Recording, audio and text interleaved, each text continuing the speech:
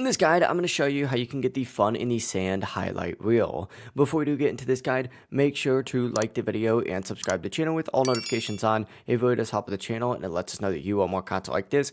We'd greatly appreciate it, and if at any point throughout this guide you had any questions, ask them down in the comment section below and we can help you out further. I'm going to be doing my best to reply to every single comment down there. Now first things first, make your way over to any crafting bench, interact with it, and you need to go ahead and craft a sand pit, and you can do this just by using beach sand and lumber. It's super easy to craft. From here, place a few of these down and wait for Pokemon to start playing in them.